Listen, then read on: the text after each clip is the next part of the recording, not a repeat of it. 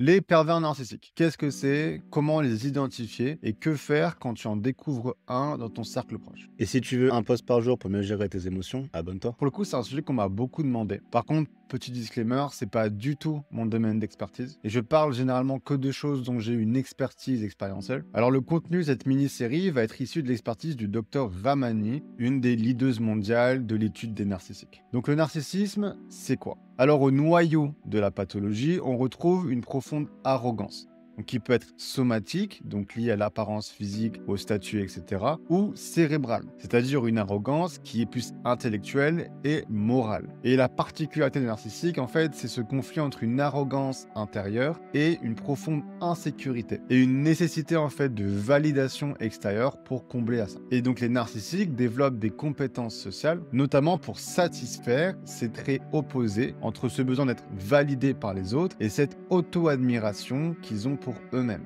Et donc en raison de ça, on retrouve chez les narcissiques une profonde obsession malsaine de besoins superficiels qu'on appelle la triade, plaisir, pouvoir, succès. Et la dernière chose qui définit également les narcissiques, c'est évidemment une très faible compétence d'auto-analyse et d'auto-correction, capacité de se remettre en question, qui se traduit donc par une incapacité à prendre leurs responsabilités, ce qui cause énormément de problèmes dans leur vie, mais qui est compensé par une forte appétence à extérioriser le blâme. Ce qui nous amène au dernier point, qui est que les narcissiques sont les parangons du mindset fixe et de l'idée que tout leur est dû. Donc pour un narcissique, c'est simple, tout le bien qui leur arrive vient du fait que c'est les élus de la force. Le mal qui leur arrive est la faute, par contre, du monde extérieur. Et puis le bien qui arrive aux autres, c'est de la chance. Et le mal qui arrive aux autres, ça, c'est normal parce que eux, c'est pas les élus de la force. Donc, il n'y a aucune notion vraiment de développement personnel pour les narcissiques. Ça n'existe pas, ça les irrite profondément. Et ils sont définis par justement une réponse extrêmement violente à la critique et au feedback.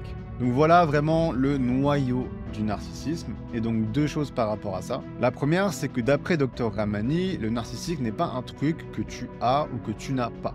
Il y a des traits narcissiques que tout le monde a, y compris toi et moi, à des échelles différentes bien sûr, mais on parle de troubles de personnalité narcissique quand ces traits ont un impact notable sur toi ou tes proches sur les différents aspects de ta vie, donc social, familial, professionnel ou amoureux. Et deuxième chose, appelle ça le noyau, car il y a en fait plusieurs types de narcissisme qui expriment ce même noyau de façon complètement différente. Et dans cette mini-série, je vais vous parler des 3 principaux types de narcissisme que vous avez le plus de chances de rencontrer, mais aussi les plus problématiques.